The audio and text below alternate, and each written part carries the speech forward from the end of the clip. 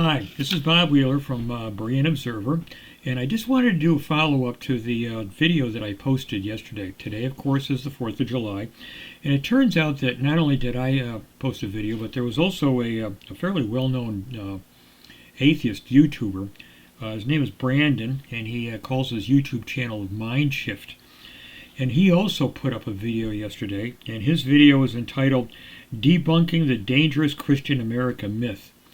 And what he did was he did a historical analysis of the history of the country, in which he points out that it would be that most of the founding fathers were not, devout Bible-believing evangelical Christians, and that for the most part,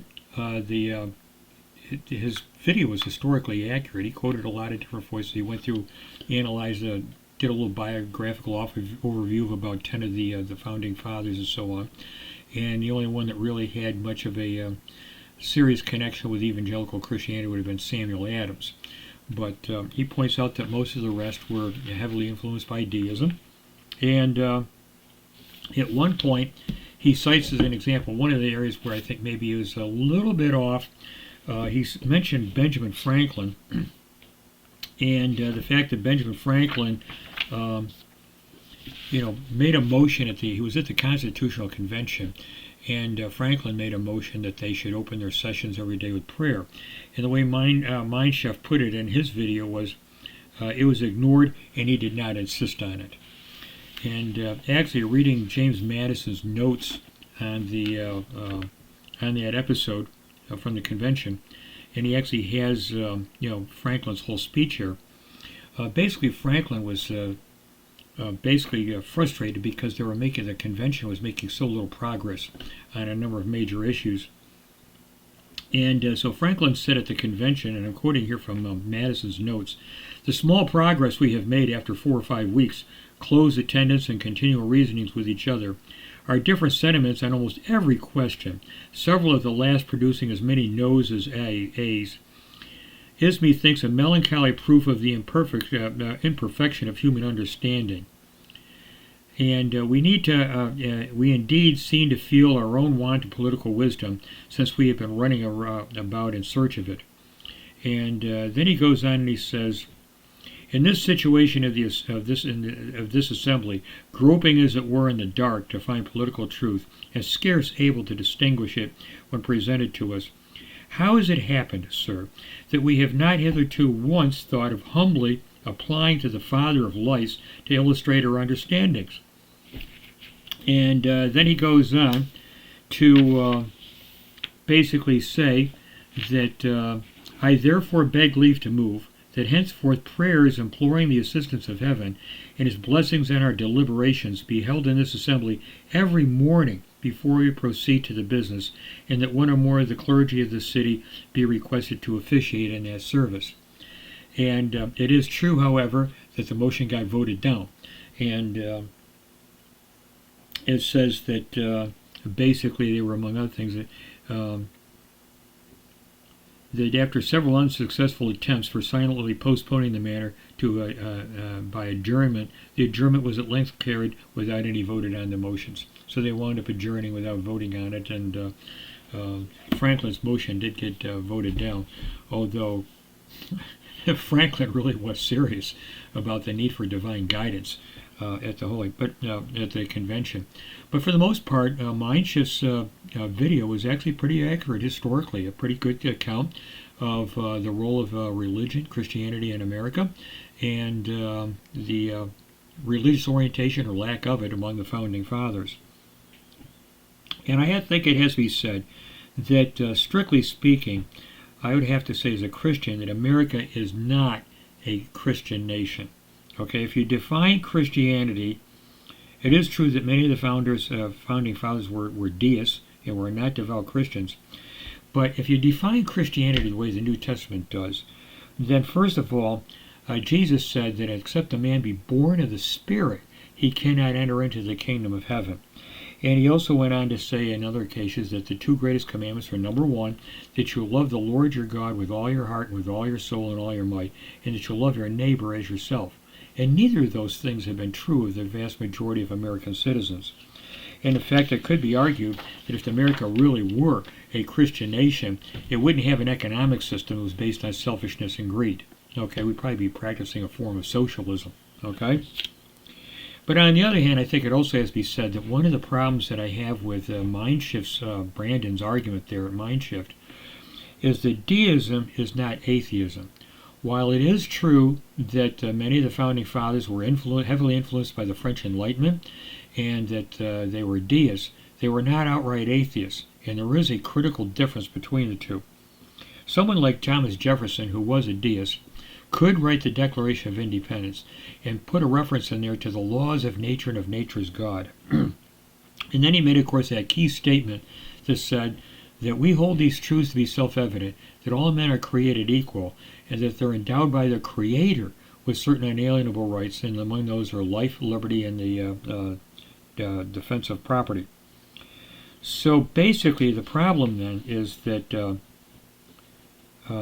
basically, if we argue, a modern atheist then would argue that that statement is patently false. There is no Creator. And that in turn raises some very, very serious problems, very questions. First of all, what makes us equal? According to Scripture, as human beings, we were created in the image of God. So, first of all, there's a human essence which defines us as human beings. So no matter, I mean, let's face it.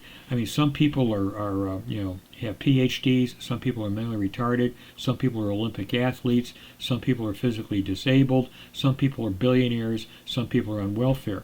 So how are we equal? Well, the thing about it is that because we were all created by God in His image, there's a human essence that defines us as human beings.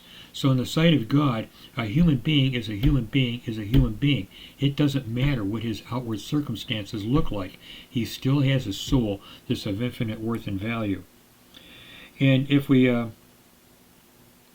and it's also interesting that according to the biblical account, we're fundamentally different from animals, okay? God created us with the ability to think and to reason, to communicate verbally, and to worship Him in music. I sometimes like to say that, we're no more fully human than we're singing the Hallelujah chorus of Handel's Messiah. You say, that's when, our humanity is lifted up to its highest level.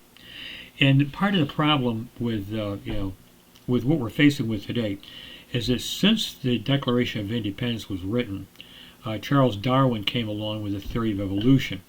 And his idea of natural selection seemed to do away with the idea of intelligent design. And so he winds up arguing that we're really animals who've evolved from lower forms of life, and that everything is evolving at different rates of speed, so there's no human essence that defines us as human beings. And supposedly we're all in the process of evolving into something else.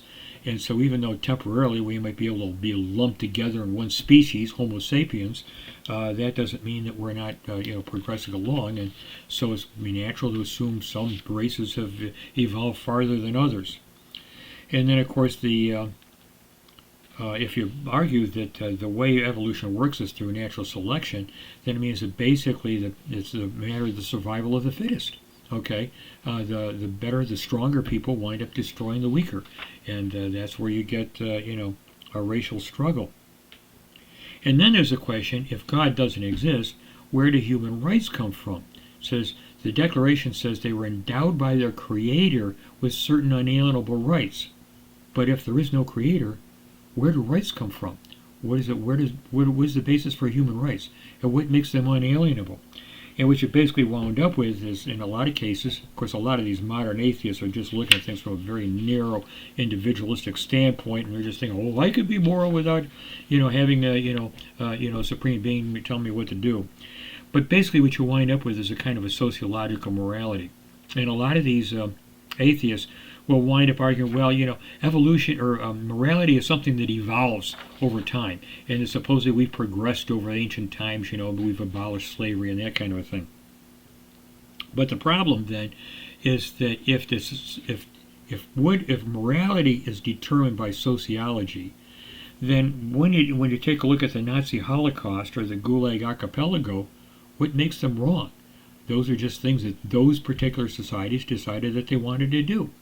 and you don't have any higher standard, any higher law where you can say, no, that's just plain wrong. And it could be argued that the only thing that makes slavery wrong in the United States is the fact that the South lost the Civil War. So at the end of his video, Mindshift comes to the conclusion. He says, our founding fathers gave us something even better than what a Christian nation would be. They at least try to give us an open and honest and reason-based and truly free nation. And this, he says, would be, he would prefer to take any day over a Christian nation. Well, yesterday, the video I did yesterday, I tried to show how that it's hard to see how American democracy can survive when, first of all, there's no consensus over key moral values. You know, right now, American society can't even decide over things like the sanctity of life, the sanctity of marriage.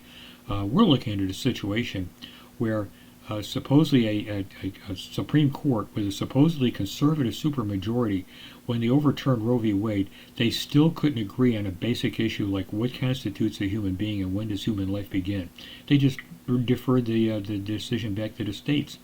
So basically, in New York State, the life of an unborn child is basically worthless. Okay, just a lump of molecules inside the womb. And if there's no higher law and no sense of moral accountability to a higher power, then how are people going to wind up voluntarily obeying the law and respecting the laws that have been enacted by our elected representatives? And then, of course, as I pointed out, that what we're seeing today is the disintegration of the family structure. And so, Brandon, over there at Mindshift, I think that we are headed toward an atheistic country, and time will tell how it's all going to work out. So you may want to take a look at the video I did yesterday. Thanks for listening, and we'll catch you later. Bye now.